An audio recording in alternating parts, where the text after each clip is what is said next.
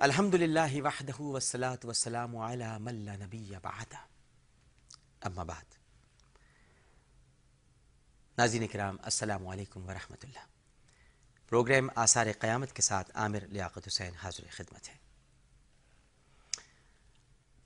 ناظرین کرام، صحیح مسلم میں حضرت جابر رضی اللہ تعالی عنہ کہتے ہیں کہ نبی کریم صلی اللہ علیہ وآلہ وسلم نے ارشاد فرمایا ہے، میری امت میں سے ایک جماعت ہمیشہ حق کے واسطے جنگ کرتی رہے گی اور قیامت کے دن تک دشمنوں پر غلبہ حاصل کرتی رہے گی۔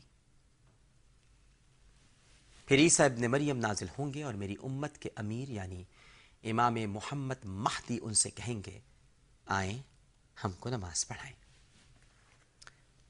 حضرت عیسیٰ علیہ السلام کہیں گے، میں امامت نہیں کرتا، اس لیے کہ تم میں سے بعض پر امیر اور امام ہیں اور خداوند ان کو بزرگ اور برتر سمجھتا ہے۔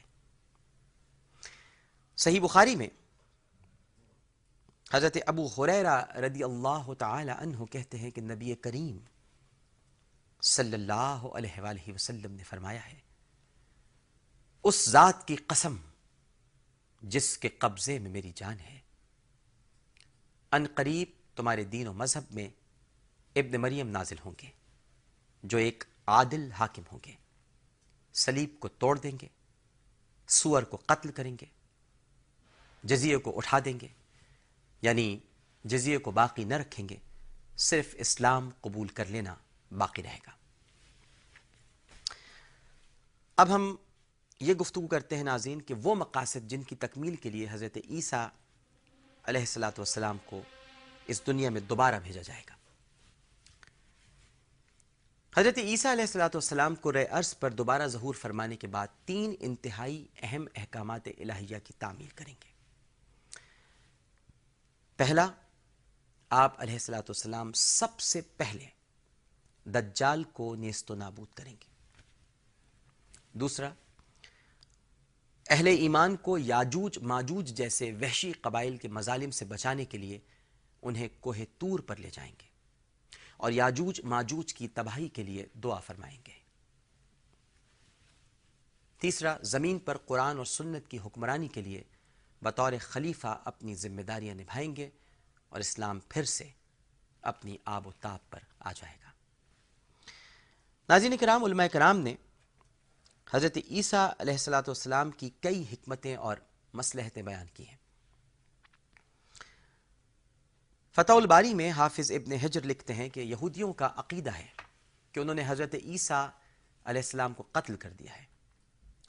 اللہ رب العزت اس کائنات کے فنا ہونے سے قبل حضرت عیسیٰ علیہ السلام کو زمین پر دوبارہ بھیج کر ان یہودیوں پر ثابت کر دے گا کہ حضرت عیسیٰ علیہ السلام قتل نہیں ہوئے تھے بلکہ انہیں زندہ آسمانوں پر اٹھا لیا گیا تھا، اور آپ ہی ہیں جو یہودیوں اور ان کے سرغنہ دجال کو قتل کریں گے۔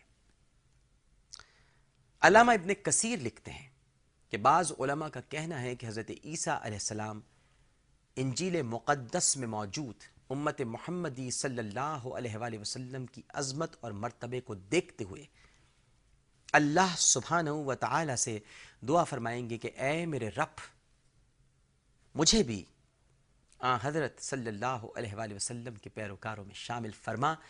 پس اللہ سبحانہ و تعالی آپ علیہ السلام کی دعا قبول فرماتے ہوئے آپ کو نبی کریم صلی اللہ علیہ وآلہ وسلم کے امتی ہونے کی حیثیت سے زمین پر نازل فرمائے گا۔